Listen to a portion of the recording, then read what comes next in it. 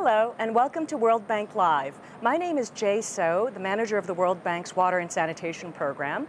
Today we're here with the Executive Director of UNICEF, Anthony Lake, to talk about your excellent questions on the impact of poverty on children and UNICEF's perspective. Mr. Lake, thank you for coming. Thank you, Jay. One of the first questions that came from one of our viewers is that how can somebody who lives in North America understand really the plight of childhood hunger in Africa? First of all, let me say how difficult it is for a former professor to do 5 questions in 5 minutes, but I'll try. I think that it is, of course, very difficult to understand, but it's very important that we try. And let me suggest that we look at it in a different way. There are 1 million to 1.5 million children in the Sahelian region now facing severe acute malnutrition, in imminent peril of dying. The world isn't paying much attention, and it needs to, because I think the world is tired of dealing with children and dying once again in Africa. That's because we look on them as objects of pity. I'm just back from Chad. I've seen children and their families struggling courageously against long odds that situations we cannot imagine, simply to survive.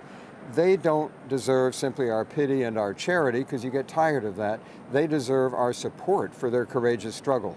And we have to remember that every one of those 1 million children is a little child, not a statistic, whose whole future hangs in the balance. You've handled childhood stunting as really one of your priorities during your 3-year tenure at UNICEF. Could you tell us what is stunting and how is that related to this issue? Almost nobody's ever heard of stunting.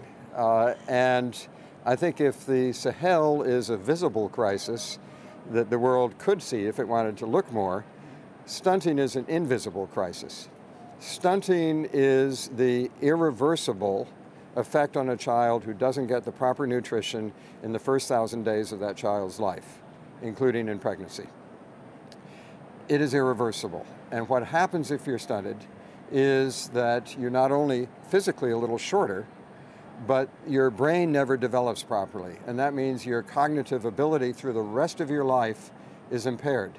This is an individual tragedy for 180 million children around the world. 180 million. It is also, I think, one of the most under-recognized drags on development in the world, and it's not that expensive or that difficult to deal with. So I would look on it rather than as a huge challenge, which it is. It's a huge opportunity for all of us to make a real difference. What about the role of plumpy nut and other nutritional programs? Can that address this stunting issue?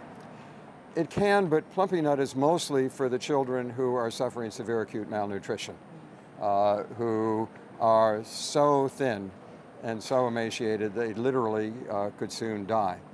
Plumpy nut is a therapeutic food. Luckily, it's one that is not terribly expensive, that doesn't need to be refrigerated. It's highly nutritious. We can keep working on producing more and more of it locally, and we can use it then to save children's lives just before they die, which is a great thing. Better would be to deal with malnutrition before it gets to that extent and provide children with more nutritious foods, and especially breastfeeding, which can help head off stunting as well. One of the activities that you'll be participating at the spring meetings is sanitation and water for all.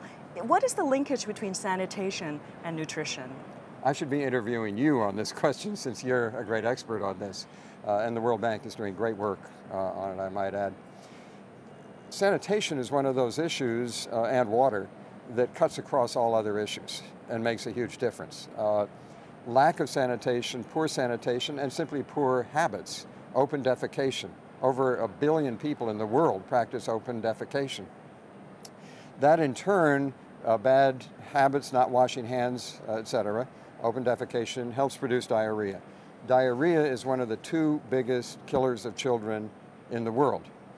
If it hasn't killed the child, then it can greatly inhibit progress. For example, if a child is eating nutritious foods, they can be washed out by the diarrhea.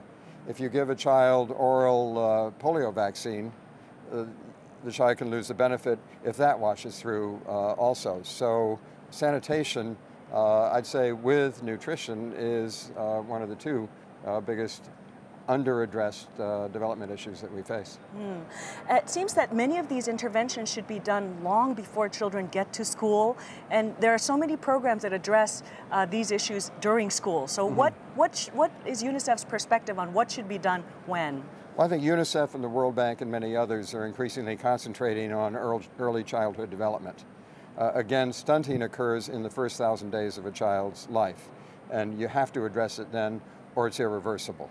And by the way, that means that a child will both learn much less in school and earn much less later. So we have to address nutrition issues, especially, again, breastfeeding early in a child's life.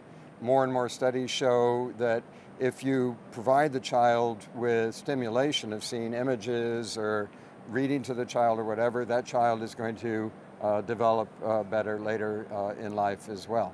So that first magic 1,000 days is not only about nutrition, it's about almost everything in a child's development.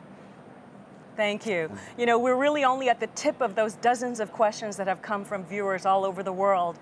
But we really thank you for taking your time and for UNICEF's leadership on this issue. And the World Bank's. Thank you very much. Thank you.